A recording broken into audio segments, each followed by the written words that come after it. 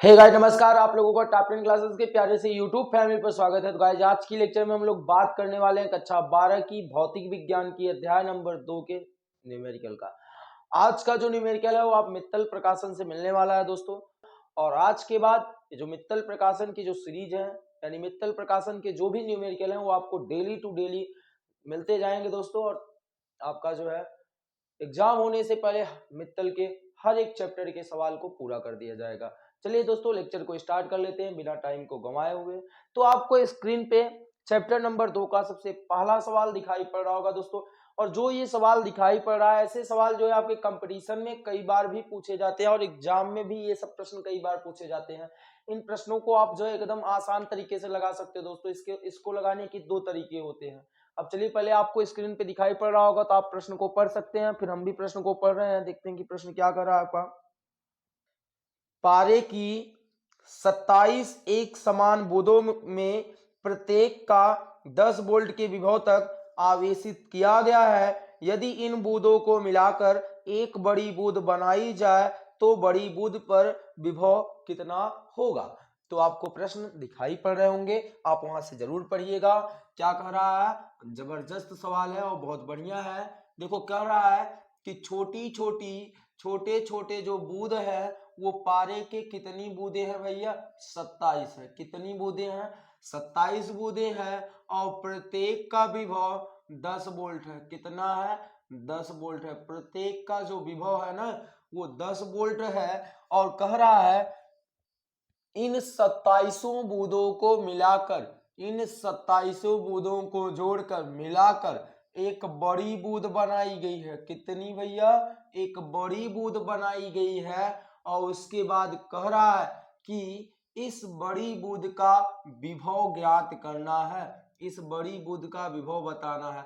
तो मान लेते हैं इस बड़ी बूंद की त्रिज्या r है और इन छोटी बूंदों की त्रिज्या कितनी थी, स्मॉल r था। कितना था, स्मॉल r था। इतना किसी को कोई दिक्कत नहीं होना चाहिए।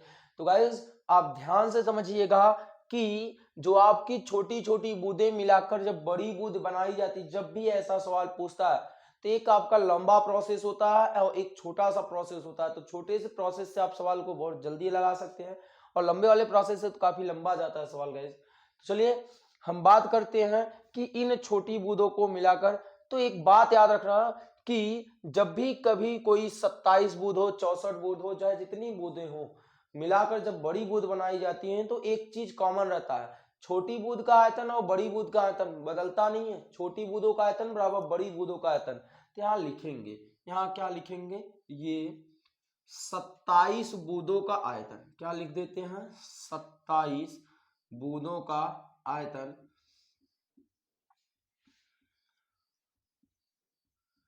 बराबर बड़ी बूंद का आयतन। क्या, बड़ी बूंद का आयतन।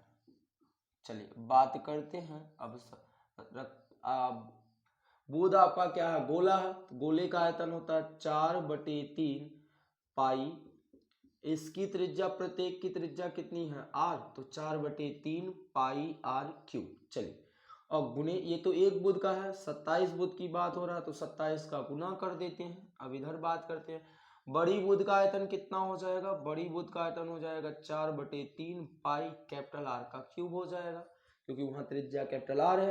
अब आप ध्यान से देख पा रहे होंगे तो 4/3 पाई, 4/3 पाई कैंसिल हो जा रहा है, पूर्ण रूप से कैंसिल हो रहा है।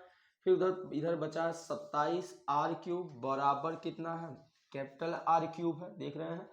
अब हम करते क्या है सर, यहाँ से मुझे कैपिटल R की वैल्यू चाहिए क्योंकि मुझे बड़े बोध का विभव निकालना है। तो कैपिटल R की वैल्यू निकालने के लिए हम लोग करते क्या है कि इसका हम लोग यहाँ से क्या करते हैं, घनमूल निकाल लेते हैं। या तो हम ऐसा कर दें कि 27 को इधर भेज दें।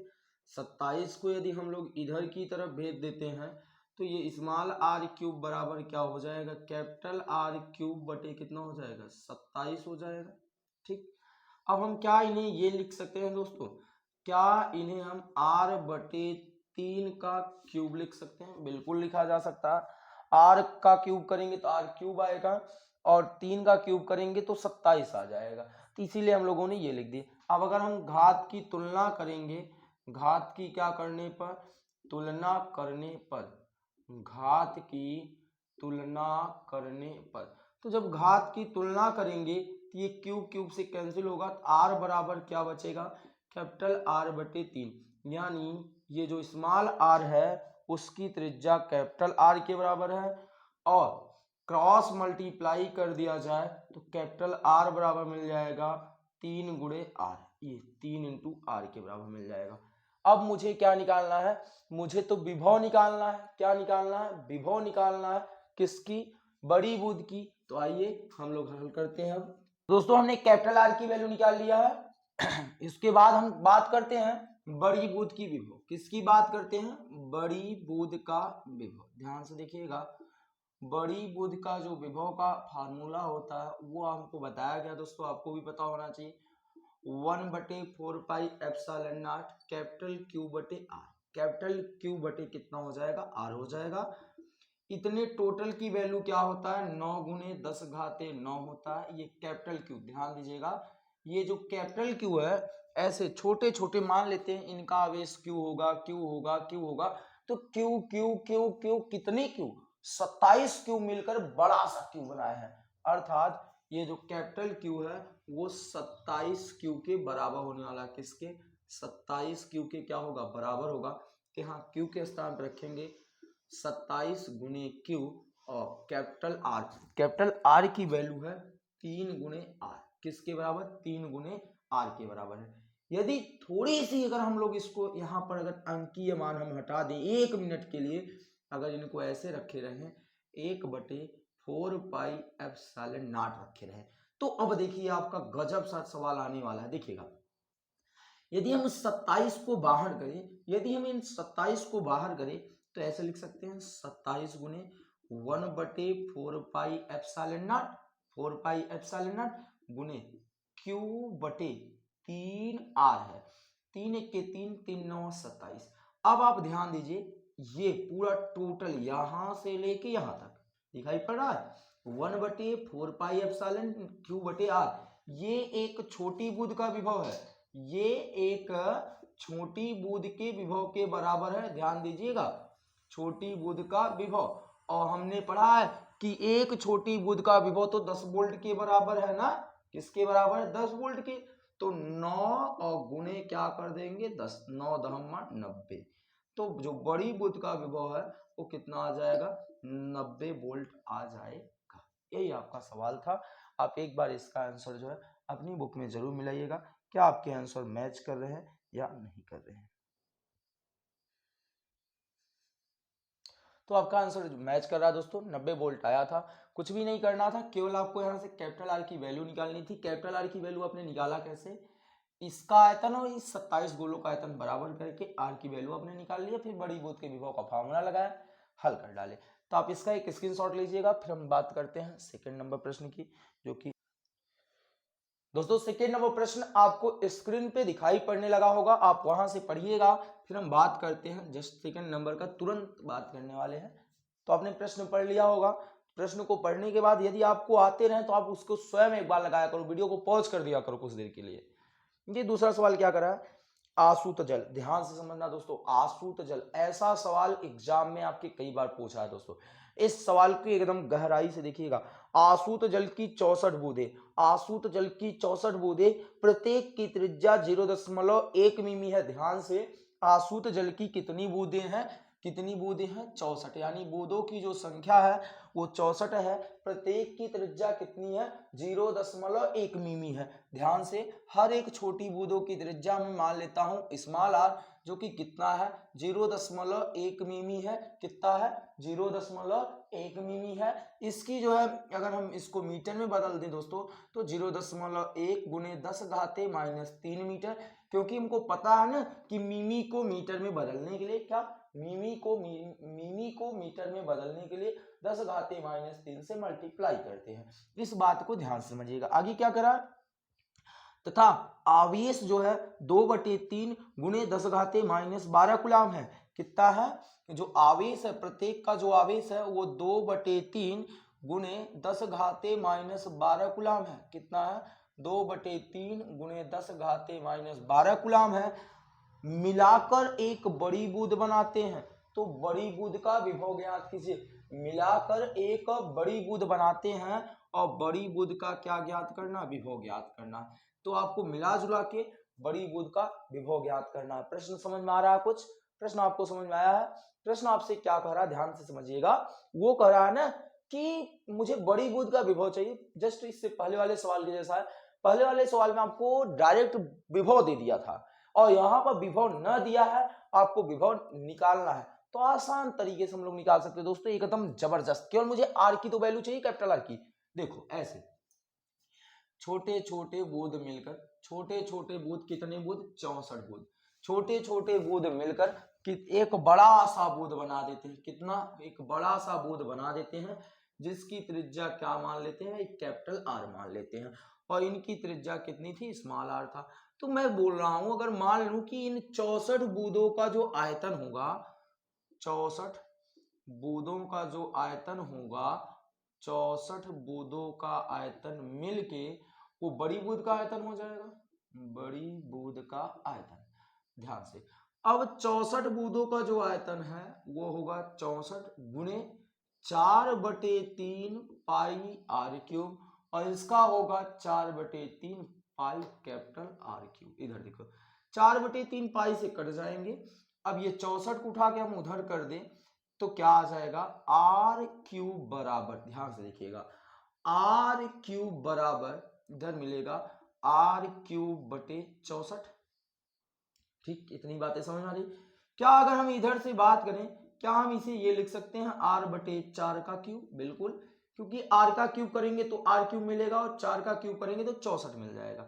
अगर हम घात की तुलना कर दें, दोनों पक्षों का घात की क्या कर दें, तुलना कर दें, घात की तुलना कर दें तो यहां से आर बराबर मिलेगा कैपिटल आर बटे 4। अगर हम क्रॉस मल्टीप्लाई कर दें तो आर बराबर मिल जाएगा 4r। यानी जो बड़ी बूंद है उसकी त्रिज्या छोटी बूंद की त्रिज्या के 4 गुनी है। ये बात यहां से मिला। अगर मुझे वो कहां, वहां से कैपिटल आर की वैल्यू मिल ही गई है तो अब हम बड़े बूंद की विभव की बात करते हैं। किसकी? चलिए, तैयारी है बड़ी बूंद की विभव निकालने का। और मैंने बताया बच्चों कि ऐसा सवाल कई बार एग्जाम में पूछा है, बड़ी बूंद का विभव।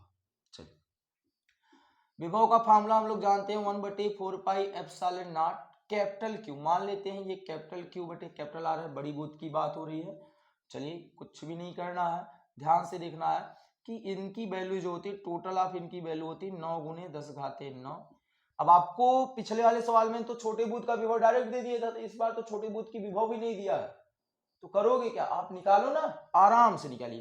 पहले तो आप पता करो कि जो ये कैपिटल क्यू है, जो ये कैपिटल क्यू है ना, वो छोटे वाले, इसमें प्रत्येक पे आवेश क्यू है, प्रत्येक पे आवेश क्यू है।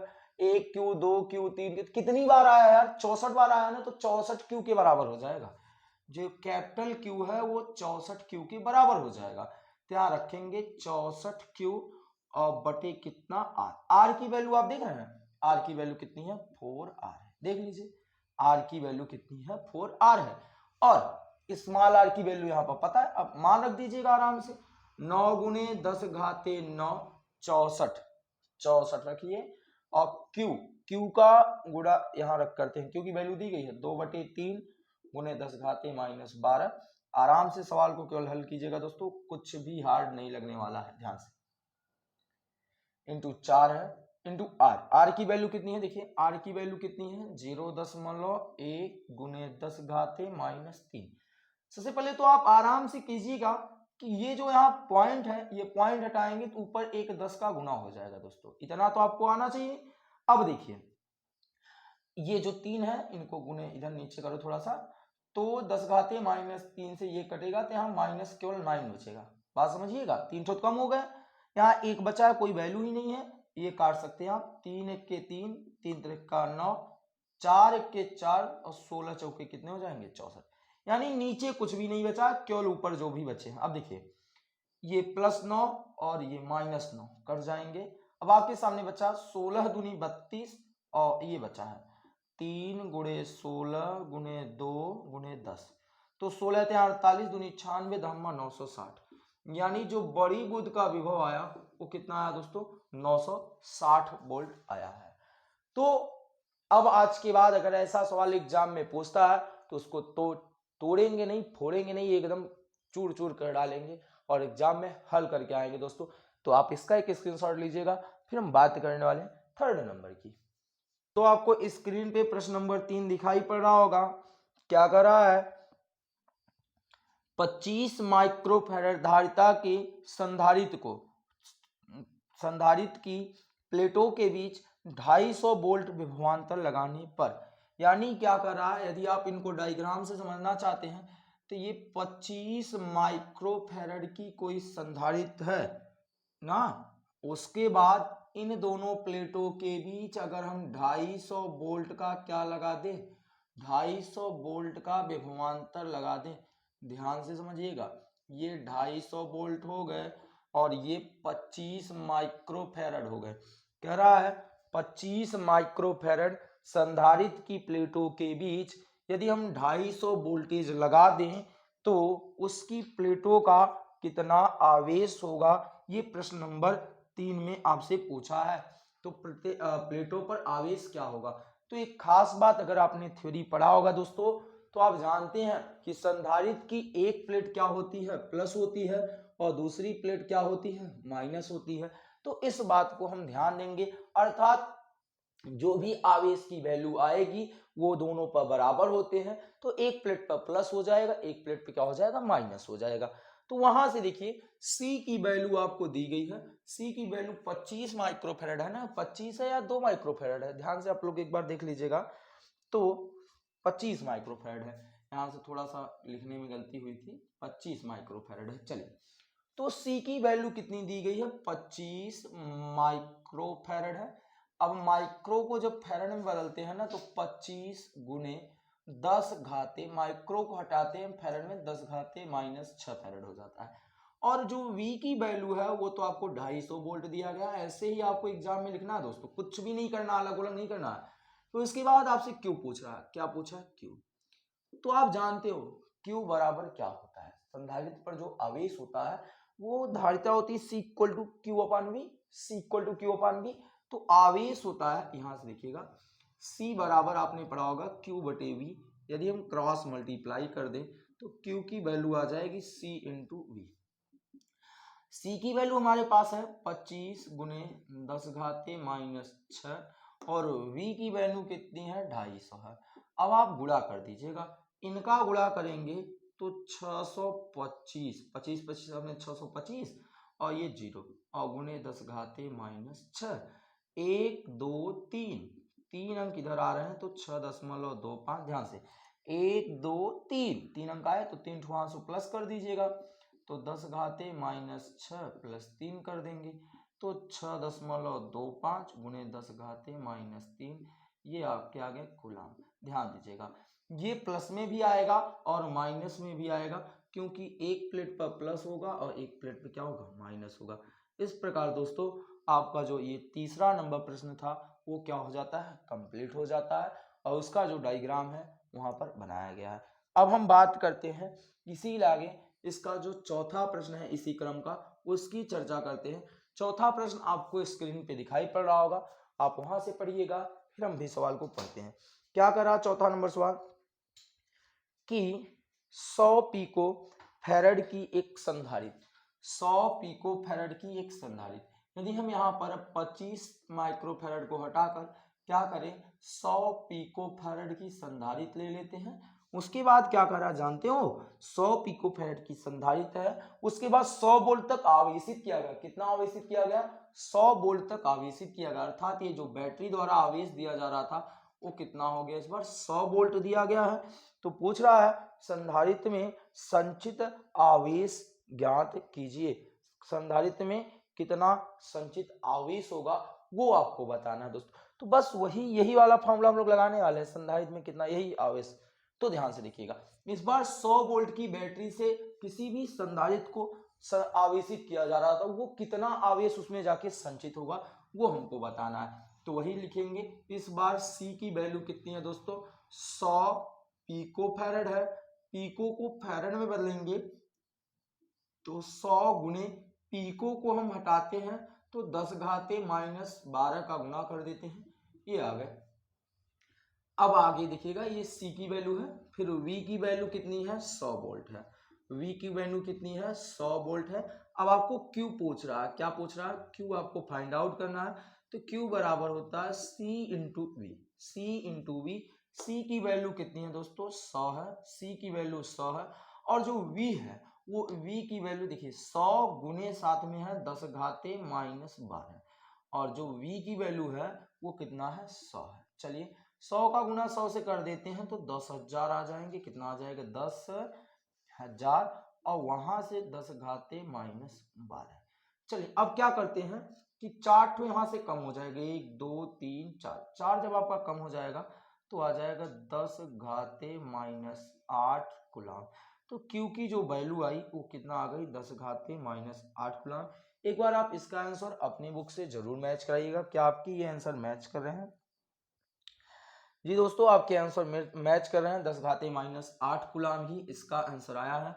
तो इस प्रकार आपका जो तीसरा और जो चौथा प्रश्न था वो कंप्लीट होता है। आप इसका एक स्क्रीनशॉट लीजिएगा। फिर हम आगे बात करने वाले हैं 5वें नंबर की।